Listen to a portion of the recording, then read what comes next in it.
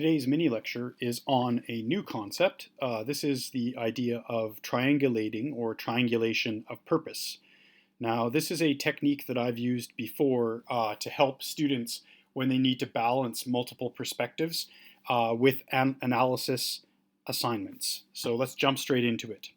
So here's an example of what I mean about how we can triangulate different purposes when we're using one framework to review an idea, or in this case, in particular, an assignment. So when you're advancing towards completing an assignment, there are various different perspectives that we can consider, right? So obviously the assignment has a purpose. A professor will have a purpose for making you do that assignment. There's some sort of an outcome. They want to see some sort of demonstration of your skills.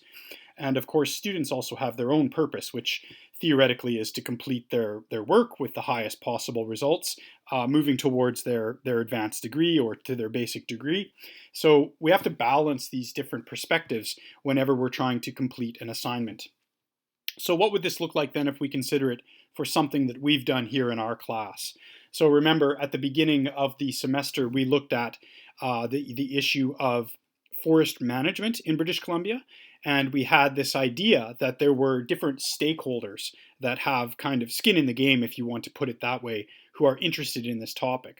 So when we considered the forestry industry and forestry management, we looked from a few different varying perspectives. So if we wanted to triangulate that particular topic, we'd have to consider Indigenous voices, as the articles that we read highlighted. Those were important to this issue. Also, of course, BC's government is a very important perspective to consider when it comes to forest management, because they're the ones who write the laws. So what they decide is going to be important in how that industry moves forward. Now, also, of course, the logging industry obviously has a stake in this particular topic, so we would include them. Now, when we look at this type of an analysis tool, we have to decide which voices or which perspectives we're going to include, because there's a couple of different voices here that don't find their way into our triangulation chart, right? We could have also included the media. Media has an interest in covering the news about changes in the logging industry and in conservation. Then we've got conservationists and scientists. So one of the important things to consider when you're building your own model for triangulation is which voices are most relevant to the assignment that you're doing. So we want to limit this to 3 perspectives just to make it a little bit easier and manageable. So there is some evaluation that goes on there from the student perspective about which of these voices is most credible and most relevant to impacting your assignment completion. Okay, so this is just an example model. Later, you'll be considering and building your own models in today's takeaway assignment. So when we talk about perspectives, we really kind of have to put ourselves into the position of those stakeholders. So stakeholders, perspectives, these words live together. So when you're trying to build your own model, it's a really good idea for you to write down a sentence that crystallizes each of the purposes that you're trying to understand and then explain. So in the last slide, right, we had the Indigenous voices, the logging industry, and the BC's government. You'd want to make a statement of purpose trying to capture what each position is, what their perspective is. So that's what we talk about when we say clearly state purposes. So second, obviously we want to organize our ideas. I recommend using a chart, almost like a T-chart, but we could call it a 3 chart. So instead of just having 2 columns, you would have 3 columns. And then obviously, because we're doing triangulation here, each one of the purposes or each one of the perspectives, we can be using those words as synonyms, would go at the top of the column. Then you would include your findings or your ideas in one body section of the column. And then additionally, you would want to have a third kind of place to write down insights and maybe even to include citation material that might help you. Okay, so the third point that's really important to doing this process correctly is that you read and reread your assignment prompt carefully. Now, this is one of the biggest oversights that undergraduate students commit because they're busy, they've got a lot on their plates. Often they won't put enough time into critically reading the assignment prompt to kind of tease out all of the relevant information. And today we'll be looking at a worksheet that has a whole bunch of different information on it. And you'll see that that's quite common with these types of worksheets. It's your job as a student to be very careful and deliberate about your reading process. And I recommend using our annotation strategies. So use some highlighted colors for different themes. Use sidebar notes or collect your notes in a separate section if you think that's the better method for yourself. But be deliberate about your reading process. That's the main point here. And read more than once to make sure you really understand. Another good practice is to talk about it with a peer within your class to make sure you both got the same content from the reading that you did. Okay, so today our tool or our kind of the shift in perspective that we're looking at today is that we will be looking through the window of literary analysis tools. So this is kind of going to be part of our triangulation process.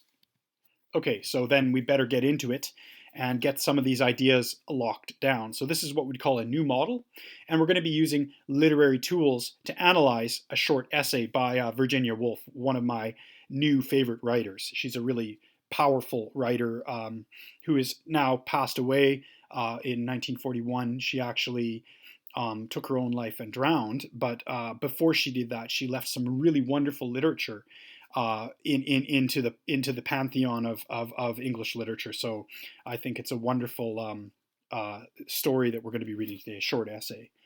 Here we go. So these are some of the tools we might want to use when we're investigating the story. These are going to be your deliverable tools. So simile, this is an indirect comparison that uses the words like or as to compare two things to each other. So for example, she is as fast as a cheetah. So you can see we've got as here, and there's a comparison between she and the speed of a cheetah. Okay, metaphor. This is a direct comparison. These ones are a little bit trickier to identify because they don't have markers like or as. Instead, they just make a direct comparison between two things. So JD is a bear. So JD is my brother. He's a big fella. He's kind of wild and grizzly-like. He's really big, strong fella. So I can sometimes use this direct comparison. He's not actually a bear. He's my brother, but I'm directly comparing him to a bear. Okay, symbol, and the idea of symbolism is a very powerful tool to investigate literature. So the difference here between a metaphor and a symbol is that a metaphor is one instance of comparison, whereas a symbol is something that will run through an entire piece of writing or an entire short story or an entire novel, and it takes on deeper meaning. So as it states here, an item or object in the story is going to have a significant alternative or additional meaning to what it might actually be. So what's an example of this? So in the books of the Lord of the ring symbolizes the corrupting force of power, or this idea that ultimate power is ultimately corrupting. That's essentially what the ring is symbolizing. Okay, so literary tools round 2. Personification. So personification is when we give non-living things or even living things that are non-human, and we describe them with human traits. So that's important. It's not necessarily just non-living things here. We should actually revise that. It would be non-human things is a better way to put this, and we describe them with human traits. So the wind howled madly at the sky. So we're kind of describing the wind with human-like qualities. Carpe diem. So carpe diem, if you've seen the movie The Dead Poets Society, this term comes up. Carpe diem is a Latin for seize the day.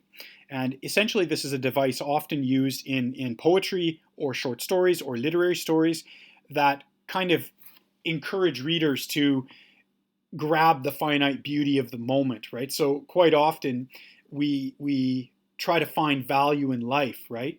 And one of the things that we do when we do this is we encourage ourselves to live fully or to live in the moment or to be mindful. All of those things are examples of carpe diem. So we must live for the moment, the professor cried. This would be an example of carpe diem. And finally, descriptive passages. So these are sections of essays or sections of stories or novels that are very imagery based. And so this is where the writing is trying to really draw the reader into the story or essay by clearly describing what the writer is seeing. So these 6 tools are going to be your weapons or your windows into investigating an essay by Virginia Woolf today. So here we go. What is the task? What is the measurable thing I'm asking you to do? You're being asked to read, analyze, and then to consider your analysis to create a findings paragraph. So you're going to create your own triangulation model. So you'll have to add this clearly onto the worksheet, explaining essentially what are the 3 perspectives that you've been able to utilize to help you peer deeper into the piece of writing that we'll be doing today. So then you'll be utilizing those literary tools that we just introduced. Those 6 tools will help you with your triangulation and analysis. So another key point here is that we want you to carefully read the worksheet instructions. This carries on with our continued reading focus in the class, that we're reading here to take a purpose away from the assignment. So then at the end, once you've done your reading and you've done your analysis of the short essay, you're going to give me or create for me a findings paragraph. Finally, you will be submitting this, and it will be under the title of Read and Respond number 4, and this will be due next Tuesday, so in week 8 Tuesday, and the window will close by midnight. Excellent. Go for it, and good luck.